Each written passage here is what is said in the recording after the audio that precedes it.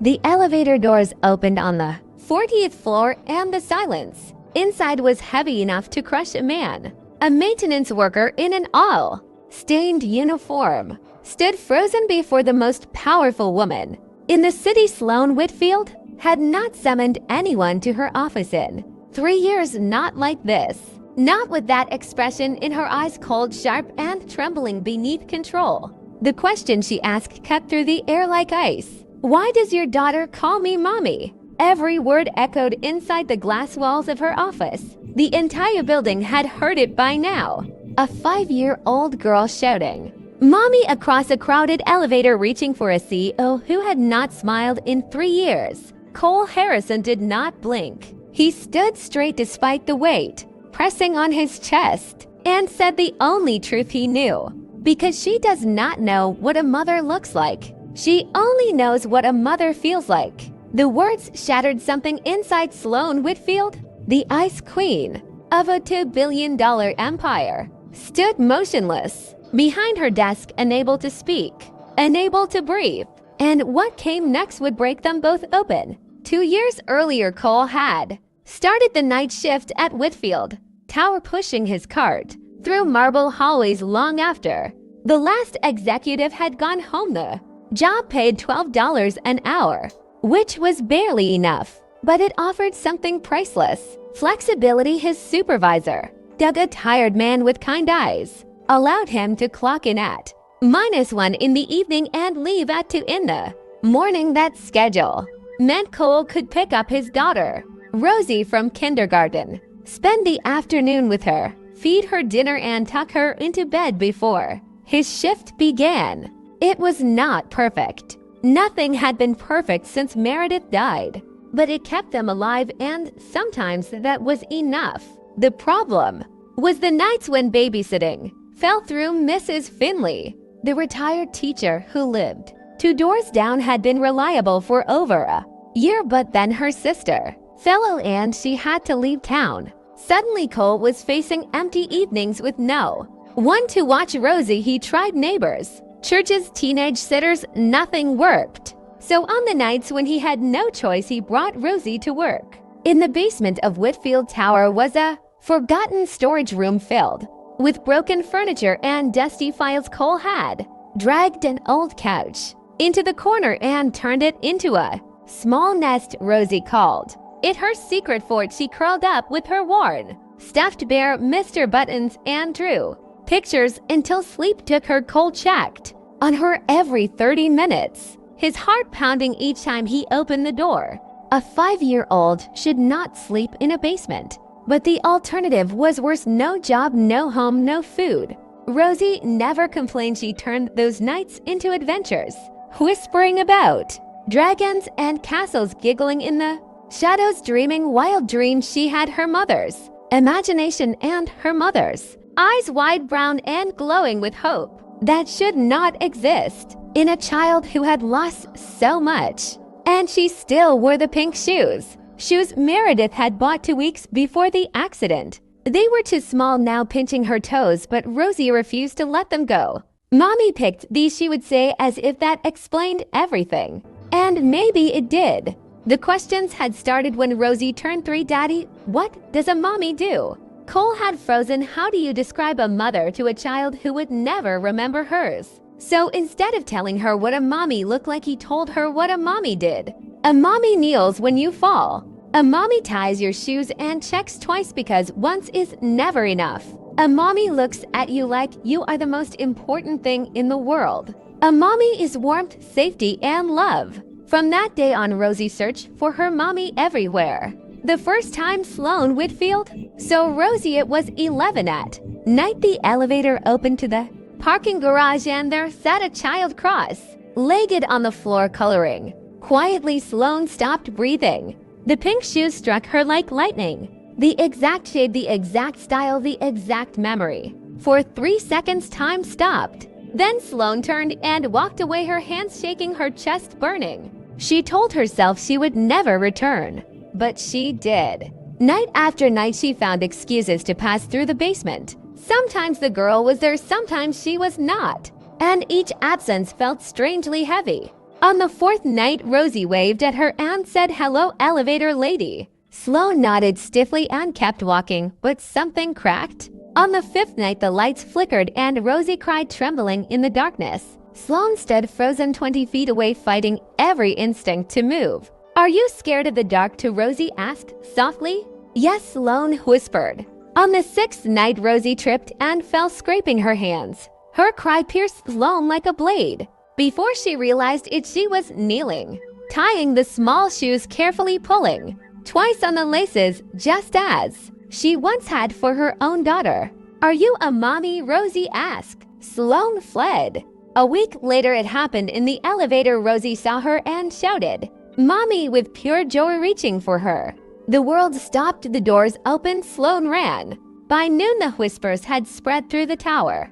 The CEO and the maintenance worker, the ice queen and the mystery child. And that was when Sloane summoned Cole Harrison. Cole stood in the center of Sloane Whitfield's office, surrounded by glass walls that overlooked the city. The skyline stretched endlessly, but inside the room the air felt too tight to. Heavy. Sloane remained behind her desk, her hands gripping the polished surface as though it were the only thing holding her upright. "Why does your daughter believe I am her mother?" Sloane asked again, her voice quieter now, but still sharp.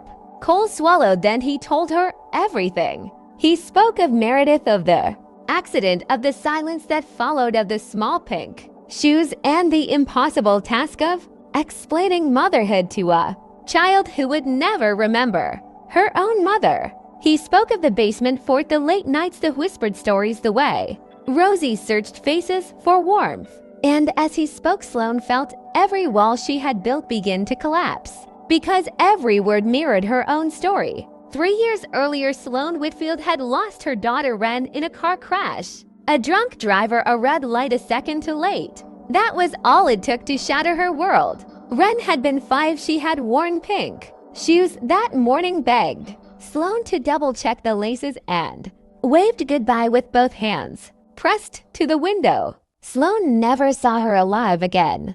After the funeral, she built walls of glass and steel. She buried herself in work, built an empire where emotion had no place. Power replaced pain, control replaced grief, silence replaced love. Until a little girl in pink shoes appeared in her basement. Sloane turned toward the glass case on her shelf. Inside lay tiny shoes preserved like relics. The match was too perfect to ignore. "Your daughter looks at me the way Wren used to," Sloane whispered. Cole nodded softly. "She feels something from you. She feels safety." Silence filled the room, long and heavy. "I cannot allow a child to sleep in my building basement," Sloane said finally. Her voice had shifted from ice to steel.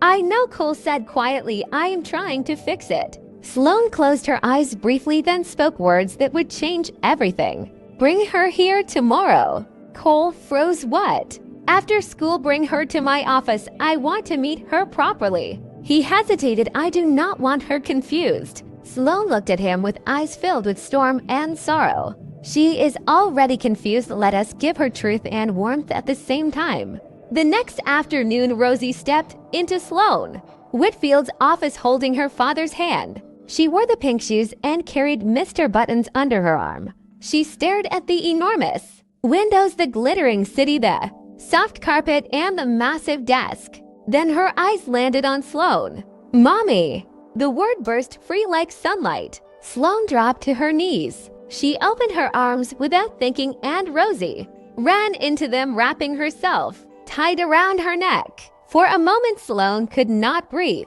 The weight of the child, the warmth, the heartbeat against her chest broke through. 3 years of frozen grief. She held Rosie and cried silently. From that day forward, everything changed. Sloane arranged for private childcare. Within the building, she had a small playroom created near her office, filled with toys, books, and sunlight. Rosie spent her afternoons there, while Cole worked upstairs at better pay and safer hours. Sloane told herself it was charity, but everyone could see it was love. Rosie brought light back into Sloane life. She laughed again softly at first, then one evening Cole found an envelope waiting for him at his apartment. Inside was a photograph of Meredith, and a letter written in shaky, unfamiliar handwriting. It said, "Your daughter's mother did not die by accident, and neither did mine." Natalie stepped into the glass tower that now carried her company's name. Every footstep echoed with power. 3 years ago, she had walked out of a courtroom humiliated, broken, and alone. Today, she walked in as the CEO who controlled their future. Brandon and his partners sat in the boardroom, confident, careless, and blind to the storm about to destroy them. They didn't recognize her at first. She had changed. Gone was the quiet woman who begged for respect. In her place stood a fearless leader in a sharp black suit, eyes cold, posture commanding, presence undeniable. The room fell silent when she introduced herself. "I'm Natalie Carter, the new majority shareholder." Brandon's pen slipped from his fingers. Shock drained the color from his face. How is this possible?"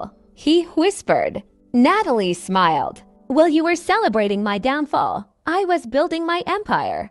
Over the past 3 years, she had quietly acquired shares through shell companies, strategic partnerships, and ruthless negotiations. Every move was calculated, every step precise. Now she owned 62% of the company, which meant one thing: they worked for her. That day, she dismantled their leadership, exposed hidden corruption, canceled illegal contracts, and forced resignations one by one.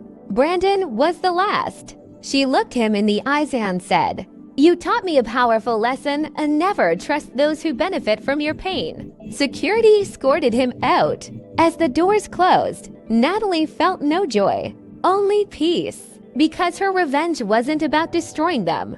It was about proving they never had the power to destroy her in the first place. And this was only the beginning. Brandon stood outside the building, stunned, watching the empire he once ruled slip completely from his hands. The same doors he once walked through, with pride, had now closed behind him with finality. Natalie remained inside the boardroom long after everyone had left. The city lights glowed beyond the glass walls, reflecting the journey she never imagined she would survive. 3 years earlier, she had walked out of a courtroom with nothing but shattered dignity and a broken heart. Her family had turned away. Her friends had vanished. Even strangers had judged her. But she didn't collapse. She rebuilt. Late nights turned into strategies. Tears became discipline. Fear transformed into ambition. Every rejection sharpened her resolve. Every failure fueled her hunger. And now here she stood, not as a victim, but as a woman who rewrote her destiny. Days later, news exploded across the business world. The woman once humiliated in divorce court was now the youngest CEO to take control of a multi-million-dollar firm. Interviews poured in. Business magazines begged for her story. Motivational platforms requested her presence. But Natalie declined them all. Instead, she launched a foundation for women who had been broken, silenced, and dismissed, giving them legal support, education, and financial resources. Because she understood one truth better than anyone: success is not revenge. Healing is. Months later, Natalie walked into a small cafe near her apartment. She ordered tea and sat near the window. A man hesitated before approaching. It was Brandon. He looked smaller, older, defeated. "I was wrong," he said quietly. "I underestimated you." Natalie met his eyes, calm and steady. "No," she replied.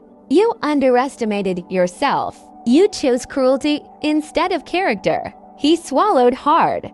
"Do you hate me?" She stood, placing a few bills on the table. "I don't think about you at all." And with that, she walked away. Not in anger, not in pride, but in freedom. Because the greatest victory isn't making someone regret losing you. It's becoming so powerful, so fulfilled, that they no longer matter.